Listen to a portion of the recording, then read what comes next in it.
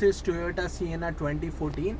So for any Toyota Sienna between 2010 to 2020, mostly this is the method to remove the middle seat.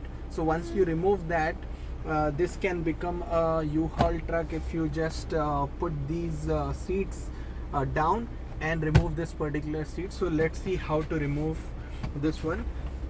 So first of all, make sure that you are in a position so that you can take the seat outside.